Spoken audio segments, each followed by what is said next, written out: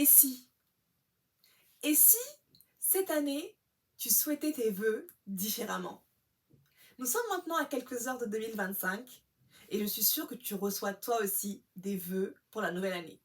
Voire même, tu en adresses. Quoi de plus normal pour certains? Je te propose dans cette vidéo de nouvelles manières de souhaiter ces vœux-là et surtout des manières adaptées à ton public. Puisque tu le sais, le message en prise de parole en public s'adapte à celui-ci. Mais comment? Nous voyons ça ensemble dans la suite. Bonjour, bienvenue sur cette nouvelle vidéo. Je m'appelle Diko Mariam. Ici sur la chaîne Prestance, nous parlons chaque semaine de quoi faire, de comment construire ensemble votre éloquence avec Prestance. Et dans cette vidéo, nous allons parler des vœux 2025. Les vœux classiques, nous les connaissons tous. Bonne année, santé, joie, prospérité, réussite, c'est très bien. Mais on peut faire mieux, différemment surtout, suivant la personne à qui vous vous adressez. Je te propose dans cette vidéo 3 contextes différents, 3 publics différents donc, pour adresser ces vœux 2025. Le premier contexte et le premier public, c'est le plus simple, le plus naturel, même je dirais, c'est la famille, par exemple, ou des amis.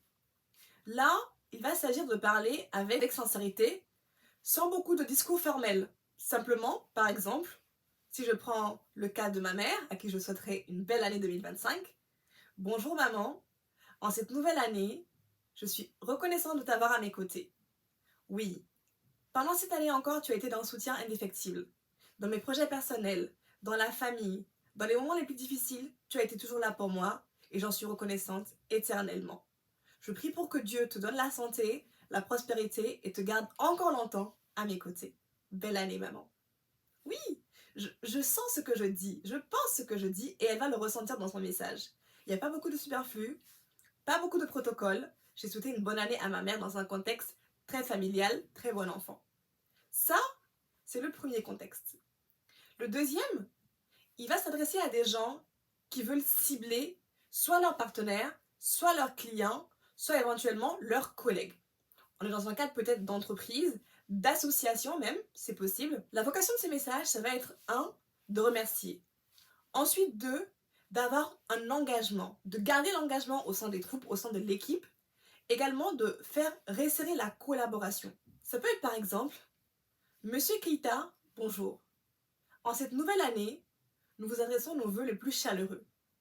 En effet, notre association, notre structure, notre entreprise a su compter encore une fois sur vos compétences, sur votre aide, sur votre support dans les moments les plus difficiles. Vos collaborateurs ont su répondre à nos attentes et à nos besoins et nous vous en remercions. Nous souhaitons encore que cette année, la collaboration, l'entente et le partenariat soient fructueux entre nos deux entités. Belle année 2025, tous nos voeux et à bientôt. Ça, c'est un cadre un peu plus formel, un peu plus solennel, qui effectivement va avoir le mérite de resserrer les relations entre les partenaires, les collègues ou les entreprises. Troisième manière de souhaiter la belle année, suivant le contexte, là il va s'agir d'un contexte de prise de parole en public, voire même très solennel, voire même politique, voire même président de la République. Pour ceci, l'objectif, ça va être l'unité.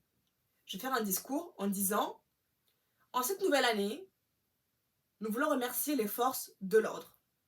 Oui, notre armée, des vaillants soldats, des combattants qui ont laissé leur famille, leurs enfants, leurs femmes, leur plaisir et leur confort pour se battre au front. Encore plus que jamais, le pays doit rester un et indivisible. Nous devons rester unis, encore pour affronter les challenges, encore pour couvrir notre économie, plus que jamais dans un contexte difficile d'inflation. Chère nation, chère population, je vous adresse mes vœux les plus solennels. Que cette nouvelle année, remplie peut-être de combats, remplie peut-être de difficultés, soit une année où notre unité sera renforcée. Je réitère ici mon engagement solennel, ma dévotion, ma conviction et mon énergie que je mets au service de vous, chère population. Ensemble, avec l'armée, restons unis. Bonne année à tous. Là, le ton est beaucoup plus solennel. Parce que oui, j'adresse mes vœux, mais il y a un cadre très formel. Contrairement au cadre de ma maman, je ne peux pas venir ici en disant « Bonjour maman, merci pour ton soutien ». Non, là, il y a une distance entre le public et moi qui est attendu du point de vue de mon ethos, de ma crédibilité, de ma posture en tant qu'orateur. Je fais un récapitulatif. Premièrement, on souhaite la bonne année sans trop de protocole, sans réfléchir plus que ça, on parle avec son cœur, les sentiments sont là. Le cas des amis, de la famille, j'ai pris le quoi de ma maman. Deuxième cas, ici en termes de partenariat, d'association, de collègues, de clients éventuellement, on met l'accent sur la collaboration, l'engagement, les belles réussites.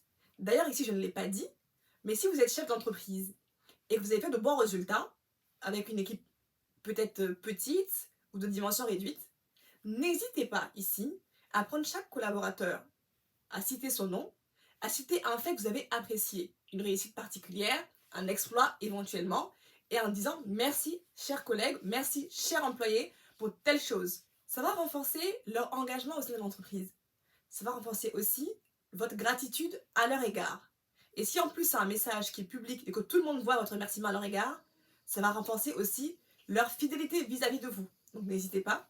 Et la troisième manière, beaucoup plus solennelle, en tant que président, chef d'État, éventuellement ministre, éventuellement un représentant politique.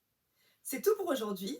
N'hésite pas à t'abonner à cette chaîne YouTube si le contenu a été utile pour toi, à le partager autour de toi, et on se dit à la prochaine vidéo. À bientôt.